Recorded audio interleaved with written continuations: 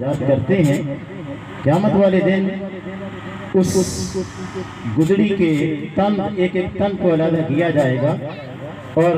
ان لوگوں کے جو مریدین ان کے غلامان ہیں ان میں تقسیم کیا جائے گا اور وہ اس چٹائی کے تنوں کو پکڑ کر ان کی معیت کے اندر اللہ تعالیٰ ان کو یہ اذن عطا کرے گا کہ ان کی معیت کے اندر وہ لوگ جنت کی دہلیز تک پہنچ جائیں گے۔ یہ وہ لوگ اور ان کے توسط سے آپ اور ہم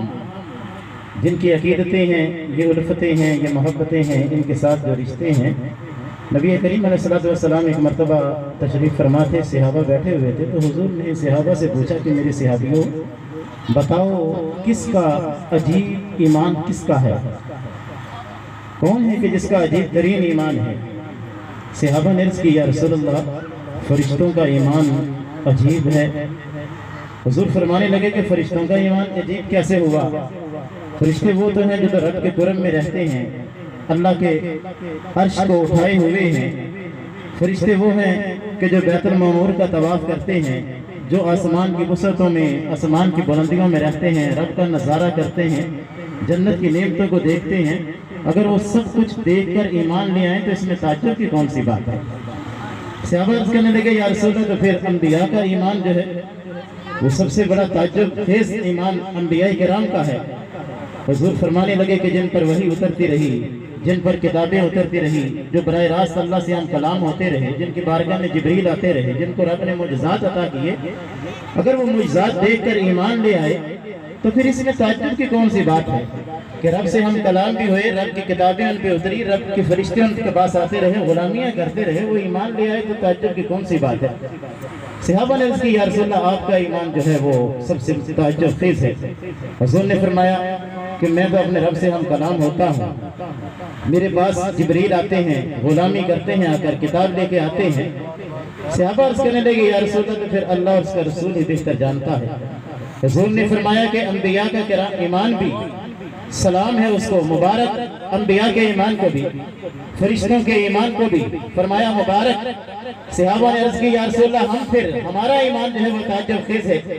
حضور فرمانے لگے تمہارے ایمان کے اندر تعجب کی بات کون سی ہوئی؟ تمہارے سامنے مجھ پر جبرائیل وہی لے کے اترتا رہا، تمہارے سامنے درخت اپنی جگہوں سے اکھڑ کر مجھے آ کر سجدے کرتے رہے، تمہارے سامنے جانور مجھے سجدے کرتے رہے، تمہارے سامنے پتھر میرے سامنے میرے کلمے نام کے کلمے پڑھتے رہے۔ کہا اللہ کے محبوب علیہ السلام نے کہ تم نے دیکھا کہ انگلی اٹھی تو آسمان پر چاند کو ٹکڑے ہوا، سورج تمہارے سامنے پلٹا ہے۔ ارے یہ سب کچھ تم دیکھ لینے کے بعد ایمان لائے ہو تو یہ تعجب کی کون سی بات ہے؟ فرمایا تمہارا ایمان بھی مبارکباد دیتا ہوں میں تمہارے ایمان پر، لیکن حضور نے فرمایا کہ تمہارا ایمان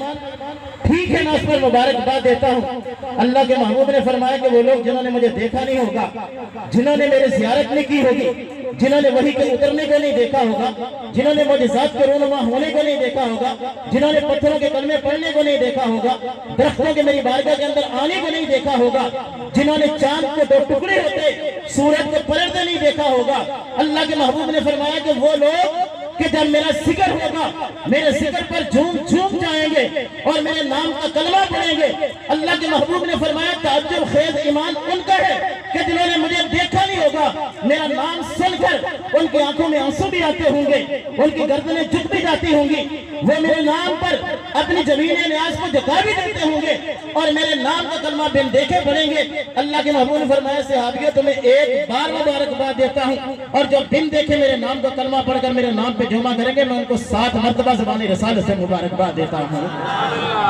یہ وہ لوگ جن کے قدموں سے لگے ہیں اور ان کے قدموں کی برکت سے ہم وہ لوگ ہیں،